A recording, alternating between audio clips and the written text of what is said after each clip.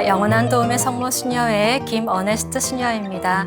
현재 수원교구 수지성서 모임에서 소임하고 있습니다. 먼저 기도하고 시작하겠습니다. 성부와 성자와 성령의 이름으로 아멘. 성령 안에서 저희를 친절히 만나주시는 하느님 아버지, 넘치는 성령의 빛으로 제 눈을 열어주시어 당신의 빛을 보게 하시고 제 귀를 열어주시어 당신의 말씀을 듣게 하시며 제 마음을 열어주시어 당신의 생명을 받아 앉게 하소서. 그리하여 말씀의 신비가 얼마나 넓고 높고 깊은지 깨달아 알고 인간의 모든 지식을 초월한 그리스도의 사랑에 대한 뜨거운 감동으로 저의 모든 일상생활 가운데 새로운 기쁨과 당신의 능력이 빛나게 해주시며 저의 모든 형제들과 함께 당신의 영광을 찬미하게 해주소서. 우리 주 예수 그리스도를 통하여 비나이다. 아멘. 성부와 성자와 성령의 이름으로 아멘. 네, 오늘은 오바댜서, 요나서, 미카서 보도록 하겠습니다. 먼저 오바댜서 보겠습니다. 오바댜서는 가장 짧아요. 에돔 민족에 대한 심판 신탁으로 총 21절로 구성되어 있는 예언서입니다. 이 성경은 야훼를 뜻하는 야와 섬기다, 경배하다라는 뜻의 아바드 동사로 이루어진 오바드야라는 이름 외에는 저자에 대한 어떤 정보도 전해주지는 않습니다. 야훼를 섬기는 이 야훼의 종이라는 뜻을 가진 이 이름은 구약 성경 시대에 비교적 흔한 이름이었습니다. 지도를 보시면요. 오바댜서는 기원전 587년에 일어났던 유다와 예루살렘의 멸망을 그 배경으로 하고 있습니다. 이스라엘과 에돔은 쌍둥이 형제 야곱과 에사우에게서 유래하는 형제국이었지만 좋은 관계를 유지하지는 못했습니다. 에돔은 유다 남부와 사해 일대를 중심으로 살아가던 사람들로서 다윗과 솔로몬이 다스리던 기원전 10세기 유다의 속국이었다가 유다의 여호람 임금 때 독립을 하였습니다. 그리고 바빌론의 네부카드네자르가 근처 나라들을 위협을 하자 에돔과 주변국들이 반바빌론 동맹을 맺습니다. 그러나 정작 예루살렘이 함락이 되고 유다가 멸망을 하게 되자 에돔은 동맹을 깨요. 그리고 바빌론 편에 붙습니다. 예루살렘의 함락으로 팔레스타인에 남아 있었던 유다인들이 절망과 비탄에 잠겨 있을 때 이 에돔 민족은 예루살렘이 짓밟히는 것을 방관했습니다. 그리고 형제국의 멸망을 기뻐하면서 자신들의 이득을 챙겼습니다. 이러한 배경에서 오바댜서는 에돔에게 강한 반감을 드러내고 있습니다. 이러한 반감은 후대의 예수님 시대에 유다와 이두메아의 관계까지 영향을 미치게 됩니다.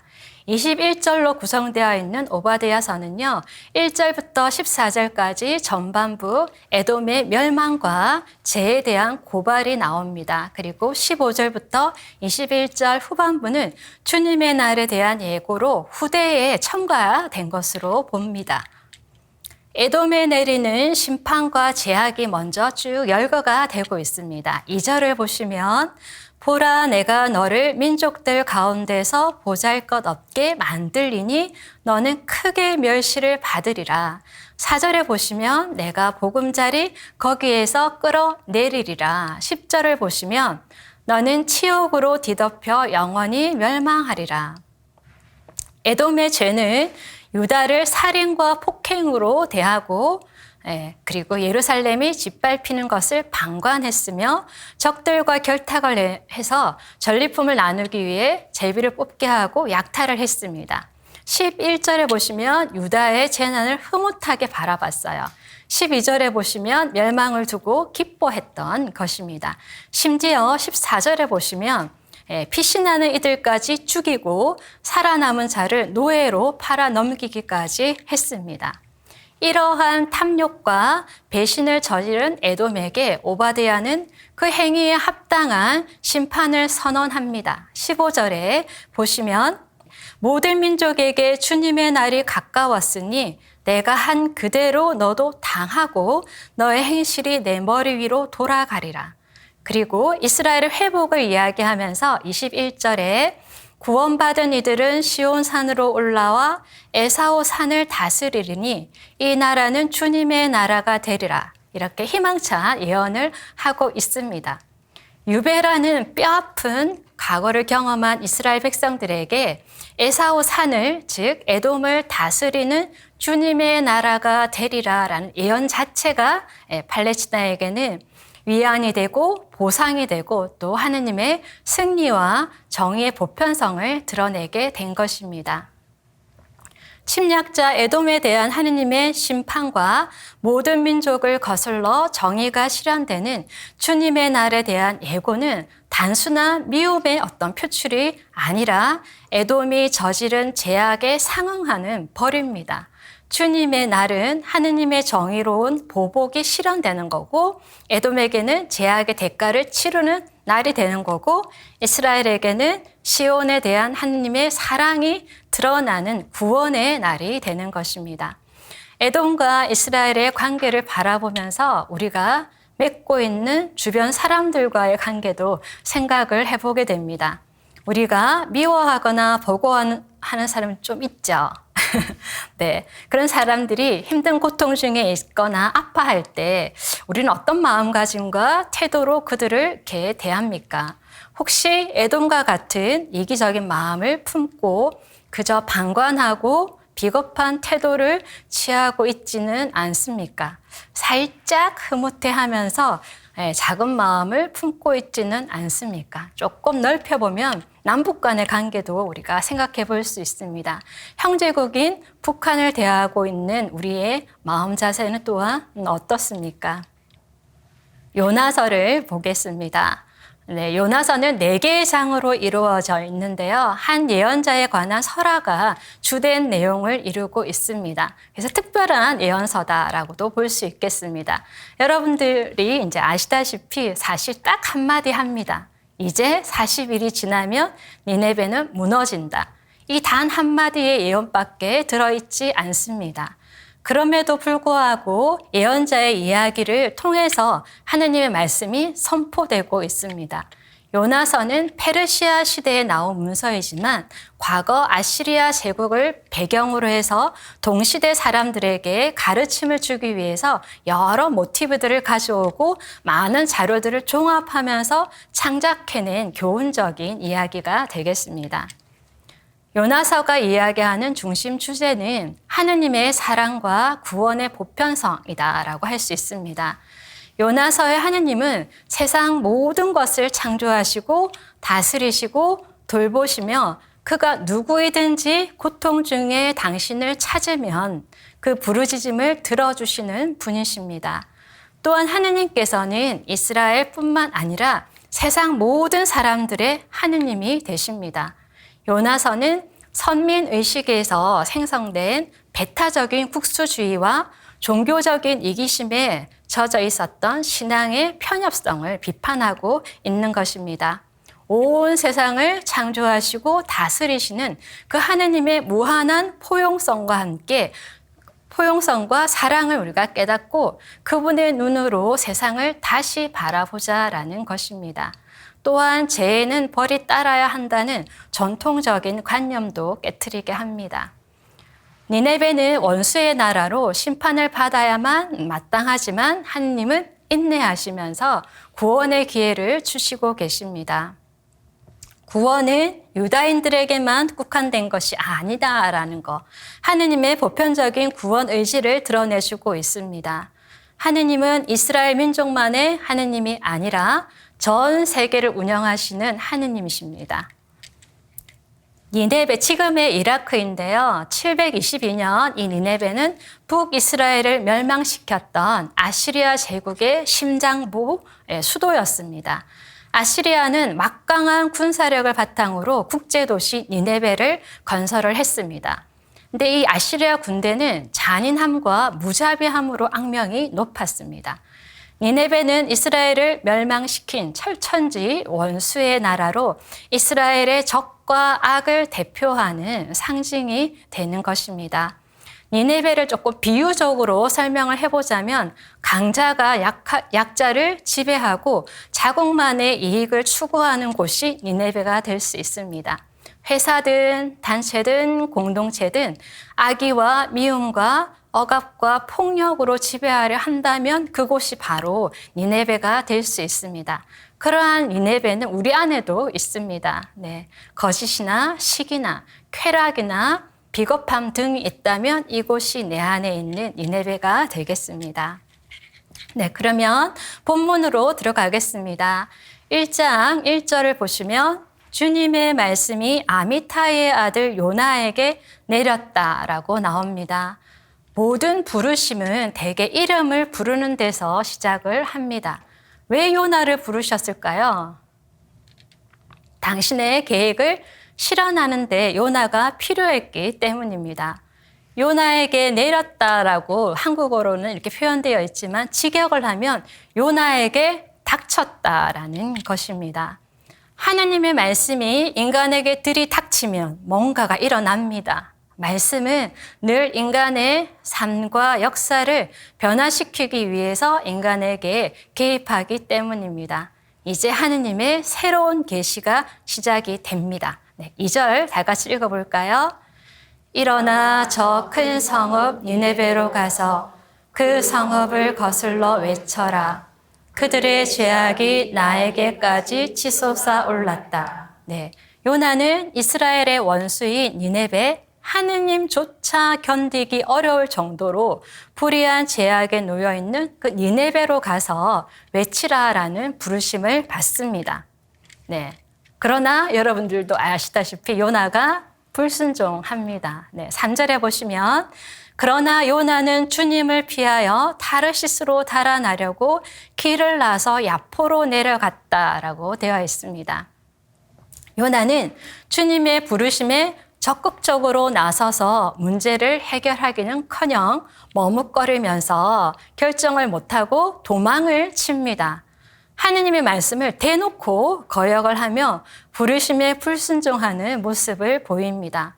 원수의 나라 니네베를 구원할 계획을 하느님께서 세우심으로 그들이 회개해서 구원되기를 바라지 않기 때문에 항구 도시 어디로 가는 거예요? 야포로 도망을 가는 것입니다. 시도해 보시면 니네베는 동쪽 내륙에 있습니다. 근데 이 타르시스로 가려고 야포로 갔다라는 것은 반대편 서쪽 바다 건너 타르시스, 지금의 에스파냐가 되겠습니다. 방향을 잡았다라고 합니다. 하느님을 피해 도망가는 요나의 모습은 예언자들이 하느님으로부터 불림을 받았을 때와는 다릅니다. 여러분들이 아시는 모세나 엘리야나 예레미야는 자신들의 능력이 부족해서 부르심을 거부했죠. 근데 요나는 자신의 입장에서 하느님이 어떤 분이신지 확실히 알았기에 도망을 갑니다. 요나가 아는 하느님은 바로 자비하시고 너그러우신 분으로 분노에 더디시고 자애가 크시며 벌하시다가도 시히 마음을 돌리시는 분이십니다. 니네베를 구원할 걸 알았기 때문에 요나가 도망을 간 거다라는 것입니다. 3절에 마침 타르시스로 가는 배를 만나 백삿을 치르고 배에 올랐다라고 나옵니다. 하느님께서 일정한 장소에 머물러 계시는 분이라도 되는 듯 하느님을 피해서 그 반대편, 그 당시에 세상의 끝이라고 생각했던 타르시스로 갈 셈이었습니다. 요나는 하느님의 말씀을 선포했을 때 실패할지도 모른다라는 두려움도 있었을 것 같아요. 즉 변방의 작은 나라 이스라엘 출신이죠. 말도 잘 하는 편이 아니었기에 니네베 사람들에게 이 말을 선포했을 때 자신을 조롱하고 죽일지도 모른다라는 생각을 아마 하지 않았을까요? 네. 배에 올랐다라는 것은 내려갔다라는 것입니다. 하느님의 부르심에 우리가 지금 땅을 밟고 있잖아요. 땅에서 바다로 내려갑니다. 바다에서 한 번 더 내려가죠. 배로, 그리고 배에서 또 더 내려가요. 심연으로 더 떨어지는 게 배 밑창입니다. 여기에서 또 심연으로 빠져드는 잠으로까지 내려갔습니다. 작은 아들이 먼 고장을 떠나듯 하느님으로부터 최대한 멀리 달아나려고 했던 것입니다. 요나는 하느님의 자비와 사랑을 다른 민족들과 나누고 싶은 마음이 없습니다. 더더군다나 그 나라가 어떤 민족이에요? 철천지 원수입니다. 네, 민족의 원수인 니네베가 구원되기를 바라지 않습니다. 증오는 증오로 그 사람을 먼저 다치게 하죠. 그러나 하느님께서 요나에게 이 명령을 내린 것은 니네베에 대한 이러한 증오심을 요나가 먼저 이겨내기를 바라셨다는 것도 우리가 알 수 있습니다. 그렇다면 요나의 이야기는 니네베의 구원만이 아니라 요나의 구원도 하느님께서 염두에 두고 겨냥하고 있다는 걸 알 수 있습니다. 하느님께서 요나에게 니네베로 가라고 하신 이유는 니네베도 하느님으로부터 선택받은 민족이에요. 회개해서 구원을 체험해야 하는 민족임을 알려주기 위함입니다. 나에게 미움의 대상이 될지라도 그는 하느님의 사랑과 구원의 대상이 된다라는 것입니다. 우리가 이것을 기억하면 좋겠습니다. 자, 4절로 가십니다. 그러나 주님께서 바다 위로 큰 바람을 보내시니 바다에 큰 폭풍이 일어 배가 거의 부서지게 되었다라는 것입니다. 살아계신 하느님이 가만히 계시겠습니까? 네. 요나의 도피행은 큰 폭풍으로 말미암아 가로막힙니다. 큰 폭풍을 통해 하느님께서 요나를 다시 부르시고 주님을 마주하게 합니다. 요나가 탄 배가 폭풍에 시달리게 되자 뱃사람들이 그 원인을 찾아요. 그리고 요나임을 알죠. 한 사람의 죄가 다른 사람들의 삶에 방해가 되고 있습니다. 자, 요나는 이런 고백을 합니다. 읽어보겠습니다. 나는 히브리 사람이요. 나는 바다와 묻을 만드신 주 하늘의 하느님을 경외하는 사람이요. 요나는 자신이 누구인지 솔직하게 고백합니다. 또한 자신이 믿는 하느님도 고백해요. 이 하느님은 이집트 땅에서 약속의 땅으로 건너오게 하신 분입니다. 바다와 묻을 만드신 온 세상의 창조주이십니다. 지금 이 바다에서 이루어지고 있는 이 상황에서 폭풍을 멈추게 할 수 있는 것은 요나뿐이다라는 것입니다. 그래서 12절에 보시면 요나가 그들에게 대답하였다. 나를 틀어 바다에 내던지시오.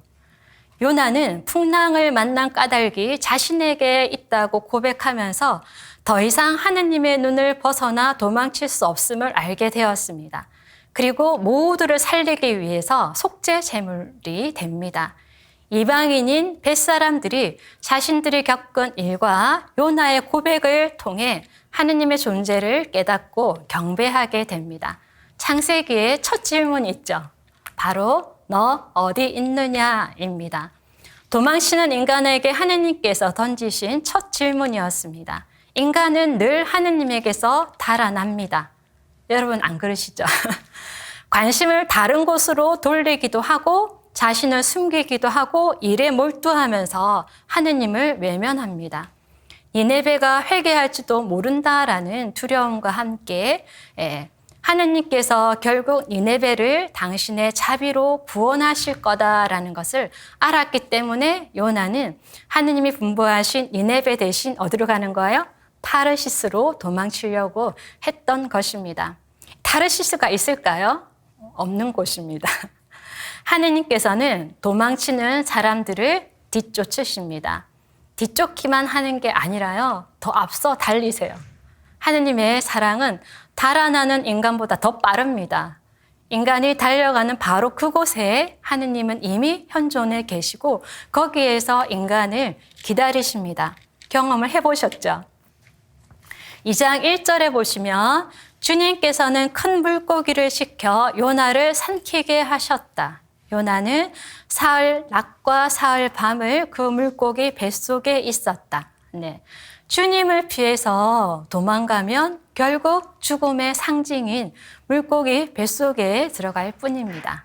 하느님을 피해 어느 누가 도망갈 수 있겠습니까? 이사야서에 보면 이미 우리는 주님의 손바닥에 새겨져 있다라고 합니다. 죽음과 생명, 심판과 구원이 동시에 공존하는 물고기 뱃속은 요나에게 재창조를 위한 영적인 공간이 되어 주었습니다. 새롭게 태어나기 위해 충분히 어두운 사흘의 낮과 사흘의 밤의 시간을 겪어야 했던 것입니다. 왜요? 자신의 뜻을 포기하고 하느님의 뜻을 따르기 위해 물고기 뱃속에서의 시간이 필요했습니다. 우리가 앞에 성경 부분을 좀 돌아보면 야곱에게 야복강에서의 시간이 있었죠. 그리고 요셉에게는 구덩이에서의 시간, 감옥에서의 시간이 있었습니다. 모세에게는 미디안에서의 40년의 시간이 있었습니다. 이러한 시간이 다 각자에게 필요했던 것처럼 요나에게도 자신의 욕망에서 벗어나 하느님의 부르심에 제대로 응답하기 위해 사흘의 시간이 필요했던 것입니다. 물고기 뱃속에서 요나는 뭘 했나요? 단 한 가지, 기도했습니다. 요나가 한 행위는 좌절하거나 원망하지 않고 하느님과의 관계 회복을 위해서 기도드렸습니다. 이 기도가요, 물고기 뱃속을 뚫고 어디까지 가죠? 하느님의 귀에까지 올라갔습니다. 3절, 읽겠습니다. 제가 공궁 중에 주님 불렀더니 주님께서 저에게 응답해 주셨습니다. 저승의 뱃속에서 제가 부르짖었더니 당신께서 저의 소리를 들어주셨습니다. 요나는 현재의 공공과 고통이 주님에게서 온 것임을 고백하고 구원을 간청을 합니다. 요나는 물고기 뱃속에서 크게 뉘우칩니다. 그리고 죽을 고비를 겪고 난 다음에 또 이렇게 외칩니다. 주 저의 하느님, 당신께서는 구렁에서 제 생명을 건져 올리셨습니다. 고통은 다음 단계를 위한 과정입니다. 11절에 보시면 주님께서는 물고기에게 분부하시어 요나를 육지에서 뱉어내게 하셨다. 요나에게 달라붙어 있던 휘가 맞던 모든 것들이 풀리면서 물고기 뱃속을 건너 마른 땅에 도달하게 됩니다. 요나는 다시 태어났습니다. 대개 인간은 극단적인 고통을 겪고 나서야 주님을 알아보게 됩니다. 요나에게 고통스럽지만 성장하고 성숙하는 시간을 선사한 곳은 바로 물고기 뱃속이었다라는 것입니다. 죽는 줄 알았어요. 그런데 오히려 생명이 주어졌네요. 삼킨 것이 오히려 그를 구해 주었습니다. 자신의 최후가 예기치 못한 새로운 시작이 되었다라는 이 사실에서 우리는 하느님의 권능을 체험했습니다. 하나님께서 우리를 따라잡으시는 것은 우리를 멸망시키기 위해서가 아니라 해방과 구원을 주기 위해서입니다. 하느님께서 인간에게 하시는 행위는 늘 구원으로 이어집니다. 인간은 고통이라는 성질을 통해서 비로소 온전한 인간이 되는 것 같습니다. 고통 중에 인간은 가장 내밀한 본질에 다다르기 때문입니다. 우리가 철저하게 버려졌다라고 여겨질 때 절망의 끝에서 경험하는 하느님의 사랑이 있습니다. 3장으로 가시면 1절에 주님의 말씀이 두 번째로 요나에게 내렸습니다. 요나는 하느님을 피할 수 없다라는 것을 알았기에 두 번째 부르시면 어떻게 하죠? 순종을 합니다. 근데 보시면 사흘이나 걸리는 성읍에 겨우 며칠을 가죠? 하룻길을 걸어가 3장 4절에 보시면 이제 40일이 지나면 니네베는 무너진다라고 외쳤습니다. 요나는 무척 말이 없는 사람처럼 단 한마디 하였습니다. 요나가 니네베를 향해 회개하라고 한 게 아니죠. 뭐라고 했죠? 무너진다라고 단 한마디 선포를 했는데 놀랍게도 임금과 짐승에 이르기까지 모두 잘못을 뉘우칩니다. 예상치 못한 일이 일어났습니다. 요나가 무슨 말을 했기에 니네베 사람들이 깨달음을 얻고 뉘우쳤을까요? 그것은 그의 말보다는 요나 자신이 하느님의 강한 표징이 되었기 때문일 것입니다. 요나서는 이방 민족이 니네베의 회개에 대해서 자세하게 구체적으로 서술을 함으로써 수많은 예언자들의 경고에도 불구하고 멸망의 길을 걸었던 이스라엘의 삶을 은유적으로 비판하고 있는 것입니다. 남유다가 들어서야 하는 그 자리에 남유다는 들어서지 못하고 그 구원의 자리에 이방 나라, 그것도 철천지 원수인 니네베가 그 구원의 자리에 들어선 것입니다. 이렇게 이스라엘이 그동안 오랫동안 예언자들의 그 예언에도 불구하고 믿지 않았죠. 그러나 니네베 사람들은 어떻게 해요? 오랫동안 믿지 않았던 이스라엘과 달리 즉시 마음을 고쳐먹고 하느님께 돌아섰다라는 것입니다. 니네베 사람들의 믿음이 이스라엘에게 도전이 되었고 있습니다. 3장 10절에 보시면 하느님께서는 그들이 악한 길에서 돌아서는 모습을 보셨다. 그래서 하느님께서는 마음을 돌리시어 그들에게 내리겠다고 말씀하신 그 재앙을 내리지 않으셨다. 요나의 외침으로 악한 길에서 돌아서는 니네베의 모습을 보신 하느님은 마음을 어떻게 해요? 돌리십니다. 하느님께서 니네베를 구원하기로 마음을 먹으셨고 그 일이 하느님께서는 더없이 기쁜 일이 되었습니다. 우리가 회개는 방향 전환이죠. 그래서 생각과 마음을 바꾸는 것이 회개라면 여기에서 하느님께서 회개하고 계시는 것입니다. 선포한 심판의 말씀이 거짓말이 되더라도 니네베가 회개해서 구원을 받는 것이 요나의 명예보다 더 중요한 것이 됩니다. 니네베가 회개할 수 있었던 것은 멸망에 대한 불안만이 아니라 자신들을 사랑하기에 회개하도록 초대하는 분이 계시다라는 것을 알았기 때문입니다. 4장으로 가겠습니다.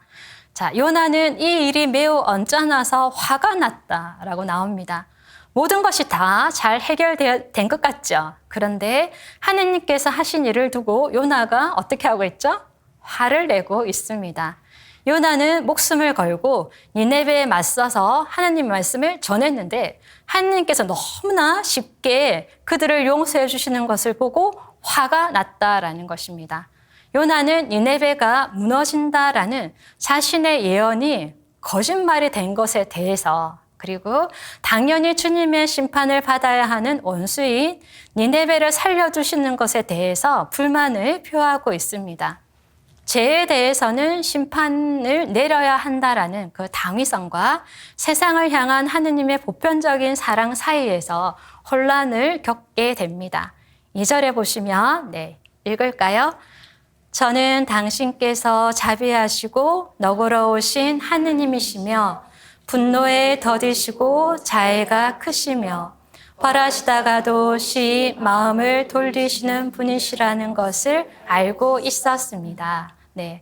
하느님은 악을 상대로도 시이 마음을 돌리시는 분이시기에 인간이 보기에 이랬다 저랬다 하시면서 일관성이 없으시고 또 예언자의 명예를 실추시켜 웃음거리로 만드시는 분인 것처럼 보이지만 사실은 예언자의 하는 역할을 우리가 생각해 볼 수 있습니다. 예언자는요, 예측이 아니라 경고를 전달하는 사람입니다. 그러니까 단순히 이런 일이 벌어질 것이다 라고 말하는 것이 아니라 너희가 변하지 않으면 이런 일이 벌어질 것이다 라고 말하는 것입니다. 그러므로 예언자는 인간의 자유에 대해서 말하는 것이지 어떤 운명론이나 운명의 불가피성에 대해서 말하는 것이 아닙니다. 3절에 가시면 이제 주님 제발 저의 목숨을 거두어 주십시오. 이렇게 사느니 죽는 것이 낫겠습니다. 네. 말을 마구 하고 있죠. 요나 생각에 이것은 합당하지 않은 거예요. 요나 생각에 이것을 이해할 수가 없기 때문에 죽는 게 낫다라고 합니다. 요나는 자기 예상대로 되지 않는 하느님과 더는 관계하고 싶지 않은 거예요. 예. 이런 하느님을 더 이상 감당할 수 없다라는 것을 알았을 때 요나는 공격적으로 변합니다. 베드로가 예수님께서 첫 번째 순환 예고를 하시고 예수님을 꼭 붙들고 반박을 했던 그 베드로의 모습이 겹쳐집니다. 하느님께서 인간이 생각한 대로 행동하지 않으면 인간은 하느님에게 화를 냅니다. 우리는 자신이 특별히 싫어하는 자가 잘못을 저지르면 그 대가를 치르기를 은근히 기대하고 또 그가 잘못에 대한 대가를 치르면 내가 저렇게 될 줄 알았지, 내가 말했지 이렇게 으스대고 싶은 마음이 있습니다.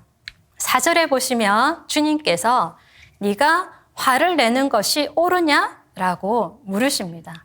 왜 화를 내느냐 하지 않으시고 화를 내는 것이 옳으냐라고 물으심으로써 요나로 하여금 자신을 돌아보게 합니다.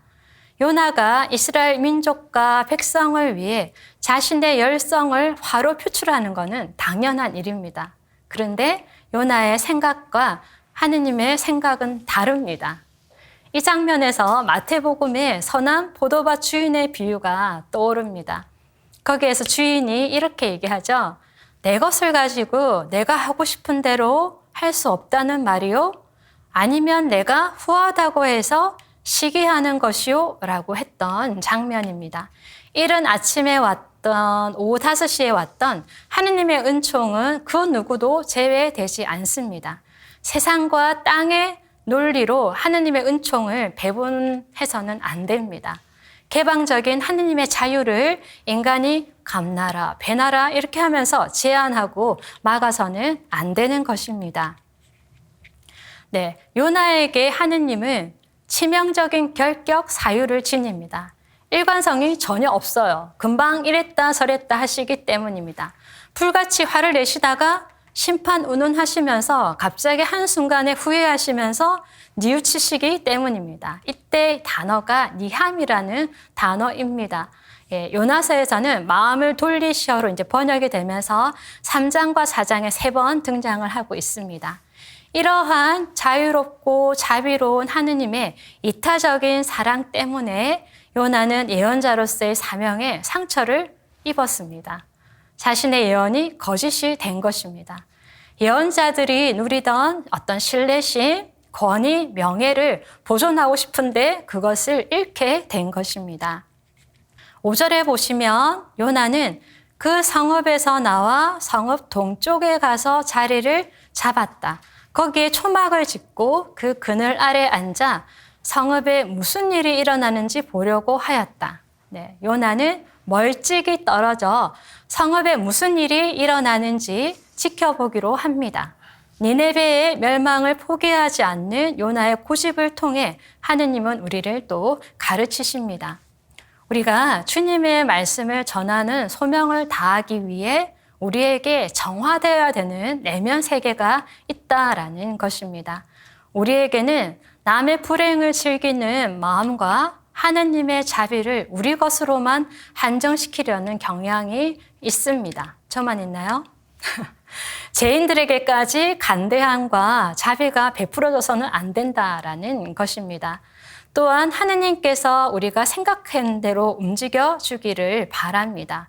세상을 창조하시고 다스리시는 하느님은 모든 피조물을 구원해로 이끄시는 분이십니다. 우리 인간에 대한 하느님의 태도는 요나처럼 성읍 위에서 내려다 보는 것이 아니라 요나는 산 마루에서 다른 사람들을 낮추어 이렇게 보았지만 하느님은 당신 자신을 지극히 낮추셔서 우리 가운데로 내려오셨습니다. 이것이 요나의 약함과 하느님의 강함 사이의 차이가 되겠습니다. 약한 존재인 우리는 자기를 드러높이기 위해서 남을 깎아내리지만 하느님은 약자를 받들어 올리시려고 자신을 낮추시는 것입니다. 네, 6절에 보시면 주 하느님께서는 요나가 자리한 곳에 아주가리를 하나 마련하시어 요나 위로 자라오르게 하셨다. 네, 안전한 초막 안에 앉아서 일어날 일을 관망하려는 요나에게 하느님께서 주도 면밀한 계획으로 교육을 시키십니다. 냉정하게 자신을 바라볼 수 있도록 아주가리 하나를 마련하셔서 머리 위로 그늘을 드리워 더위에서 구해줍니다. 아주가리는 요나에게 있어서 주님의 현존을 느끼게 해줄 만큼 큰 기쁨이 되었습니다. 그런데 어떻게 되었어요? 이튿날 벌레 하나를 마련하시고 이 아주가리를 쏠게 하시어 시들어버리게 하십니다. 8절에 보시면 해가 떠오르자 하느님께서 뜨거운 동풍을 보내셨다. 거기에다 해가 요나의 머리 위로 내리쬐니 요나는 기절할 지경이 되어 죽기를 자청하면서 말하였다. 이렇게 사느니 죽는 것이 낫겠습니다. 동쪽 광야에서 먼지를 동반한 덥고 건조한 바람이 불어오자 요나는 또다시 화를 내고 있습니다. 다시 화를 내면서 변덕스러운 모습을 보입니다. 이 요나를 통해서 인간의 나약함과 한계를 그대로 볼 수 있습니다. 9절에요. 그러자 하느님께서 요나에게 물으셨습니다. 아주가리 때문에 네가 화를 내는 것이 옳으냐? 그가 옳다 뿐입니까? 화가 나서 죽을 지경입니다. 하고 대답을 하니 10절 주님께서 이렇게 말씀하셨습니다.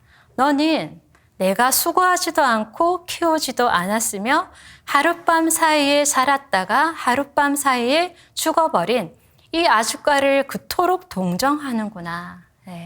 요나서를 이끌어가고 계신 분은 바로 누구세요? 요나가 아니에요. 하느님이십니다. 하느님은 요나가 가지고 있는 아주가리에 대한 동정을 언급을 하시면서 그 동정을 결정적으로 큰 도시 니네베를 향한 당신의 동정과 연결을 시킵니다. 11절 그런데 하물며 오른쪽과 왼쪽을 가릴 줄도 모르는 사람이 12만 명이나 있고 또 수많은 짐승이 있는 이 커다란 성읍 니네베를 내가 어찌 동정하지 않을 수 있겠느냐. 니네베에 비해서 한없이 작은 아주가리에게서 큰 기쁨을 느꼈고 그것이 죽지 않기를 바랐던 요나에 빗대어서 회개하는 큰 니네베에게 동정을 베푸시어 살리시는 주님을 드러내고 있는 것입니다. 아주가리가 자라는데 아무 일도 하지 않은 요나가 아주가리가 죽었다고 그렇게 안타까워 한다면 우리 하느님은 모든 것의 창조주이신 하느님께서는 어찌 그 수많은 사람들의 죽음을 안타까워하지 않으시겠습니까? 또한 현재 기후 위기로 대두되고 있는 이 모든 피조물의 신음소리에 하느님께서 어찌 아파하지 않으시겠습니까? 동정하다라는 말은 직접 가까이 눈으로 보고 눈물을 흘리는 것을 의미합니다. 아주가리뿐만 아니라 온 세상과 모든 피조물에 대한 주님의 동정의 마음, 즉 공감하고 연민하는 마음을 보아야 합니다. 그래야 하느님처럼 마음을 돌리고 회개할 수 있습니다. 요나가 니네베가 망하기를 바랐던 것은 회개하지 않으면 12만 명이나 되는 사람이 멸망할지도 모른다라는 상황을 앞에 두고 애간장 태우시는 하느님의 마음을 몰랐기 때문입니다. 돌아온 작은 아들에 비유해서 큰아들이 동생을 위해 잔치를 벌이는 아버지를 못마땅하게 여긴 것 또한 아버지의 그 애타는 마음을 몰랐기 때문입니다. 동생이 집을 나간 후에 아버지가 왜 울적해 하시는지, 왜 문을 잠그지 않고 주무시는지 그 마음을 몰랐기 때문입니다. 우리가 다른 사람의 아픔을 헤아리고 애태우는 마음이 없으면 잔인해져요. 네. 예수님께서 치유 기적을 일으키신 이유도 병자에 대한 가엾은 마음이었습니다. 예수님께서 이러한 마음으로 사람들에게 다가가셨던 거죠. 창조주 하느님은 인간이 정해놓은 모든 경계를 넘어 모든 피조물을 향한 연민의 마음을 지니고 있습니다. 우리는 요나와 같은 편협한 신앙과 하느님의 구원을 자기 중심적으로 이해하려는 경향에서 벗어나야 합니다. 인류 전체를 구원하시겠다라는 그 하느님의 궁극적인 의지를 시기하면서 하느님의 자비를 참지 못했던 요나의 회개는 우리에게도 필요한 회개입니다. 하느님이 하시는 모든 일에 권위를 인정해 드려야 합니다. 하느님의 정의는 징벌이 아니에요. 하느님의 정의는 용서와 자비로 이루어진다라는 것입니다. 사람들을 쉽게 판단하고 단죄하는 것에서 벗어나 가까이 다가가 살펴볼 때 네가 화를 내는 게 옳으냐라는 그 말씀은 사라질 것입니다. 마무리하겠습니다. 인간이 그어놓은 모든 경계를 넘어 모든 사람을 구원하시려는 하느님의 포괄적인 사랑을 구체적으로 보여준 것이 요나서입니다. 그분께서는 악인에게나 선인에게나 당신의 해가 떠오르게 하시고 의로운 이에게나 불의한 이에게나 비를 내려주시는 온 세상을 상대로 창조주로서의 권능을 행사하시는 분이십니다.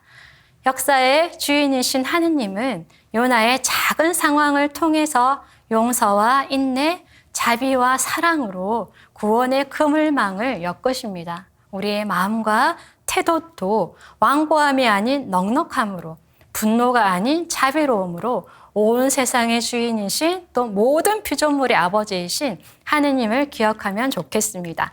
네, 마지막으로 미카 예언서 보겠습니다. 네, 미카라는 이름은 7장 18절로 가시면 당신과 같으신 하느님이 어디 있겠습니까? 에서 나오듯이 미카야후라는 단어인데요. 누가 주님과 같으랴라는 질문의 축약형이 되겠습니다. 당신의 소유인 남은 자들의 허물을 용서해 주시고 자애를 베푸시는 하느님과 같은 분이 없다라는 주님의 유일성을 고백하는 말입니다. 모두 7장으로 되어 있습니다. 그리고 이야기체가 아니라 짧은 시적인 문구로 구성되어 있습니다. 그리고 여러분들 소예언서가 12권이잖아요. 거기에서 딱 보면은 미카 예언서가 가장 중심에 위치를 하고 있습니다. 미카 예언서의 구조에 대해서는 여러 설들이 있지만 여기서 하나의 의견만 제시를 해보면 1장, 2장, 3장, 5장, 6장, 7장 세 부분으로 나누어서 심판과 구원의 말씀이 반복됩니다. 근데 특이한 거는 각 단락에 한 단어로 시작해요. 뭐예요? 들어라라는 동사를 사용하면서 시작을 합니다. 그러면 들어라라는 동사로 시작한다라는 것은 하나님의 말씀을 주의 깊게 듣도록 초대하고 있구나라는 걸 알 수 있습니다. 그리고 각 부분들은 이스라엘 백성에 대한 하느님의 심판 신탁으로 출발을 해요. 그런데 마지막은 구원과 희망에 대한 신탁으로 끝을 맺고 있습니다. 미카는 기원전 8세기에 유다 왕국에서 살았던 예언자입니다. 그리고 8세기의 예언자를 우리가 덜라라고 하면 아모스가 있고요. 호세아가 있고 이사야가 있고 미카가 있어요. 그래서 제일 마지막 이 예언자가 미카이고 이 미카는 제1 이사야와 동시대 인물로 봅니다. 이 시대는 사마리아가 아시리아에 의해서 병합이 함락이 되고 사네립이 예루살렘을 공격해서 유다 왕국의 일부가 아시리아에 병합이 되었던 어두운 시기였습니다. 이때 미카는 이제 활동을 하는데요. 궁정 예언자가 아니에요. 이사야 같은 경우에는 궁정 예언자이잖아요. 그런데 이 미카는 작은 촌락 모레셋 변방 출신입니다. 그리고 농촌 예언자예요. 그러면 딱 나오죠. 무슨 예언을 하겠어요? 농부와 목자들의 입장에서 소농들의 권리를 주장한 민중 예언자가 이 미카입니다. 그래서 사회 정의를 선포하고 있습니다. 좀 유명한 구절이 있어요. 우리가 이게 마태복음에서 예수님의 탄생으로 이 예언이 성취되었다라고 보는 건데요. 5장 1절입니다. 너 에프라타의 베들레헴아, 너는 유다 부족들 가운데에서 보잘것 없지만 나를 위하여 이스라엘을 다스릴 이가 너에게서 나오리라. 이스라엘을 다스릴 새 지도자가 베들레헴에서 태어날 것이다 라고 합니다. 바빌론 유배 동안에 새로운 시작을 기다렸던 유배자들에게 혹독한 정화의 과정을 거쳐서 평화를 가져올 다윗 가문의 한 지도자가 나타날 것이다 라는 메시아 탄생을 예고하고 있는 것입니다. 네, 미카는요, 심판의 말씀을 통해서 예루살렘의 지도자들의 착취와 억압 때문에 예루살렘이 폐허 더미가 되었다라고 합니다. 6장에 보시면 불의를 꾀하고 악을 꾸미는 지도자들과 거짓 예언자들의 타락한 모습을, 특별히 부자들과 도성 안에 살고 있는 주민들의 죄를 고발을 합니다. 네, 이어서 7장에서는 애도와 탄식으로 더 이상 이 땅에는 경건한 일을 찾아볼 수 없다라고, 정의로운 사람을 없다고 한탄을 하고 있습니다. 가장 기본적인 단계인 가족 안에서조차도 혼동과 혼란이 일어날 것이라고 위협을 하고 있습니다. 그럼 이렇게 이스라엘에게 닥친 위기 상황을 왜 상세하게 설명을 할까요? 그것은 당신의 백성을 무너뜨리기 위한 심판 신탁이 아닌 하느님의 개입이라는 구원 업적을 드러내기 위한 역할이다라는 것입니다. 네, 미카 6장 6절에 보시면 참된 예배 방법에 대해서 얘기를 하고 있습니다. 6절 제가 읽어볼까요?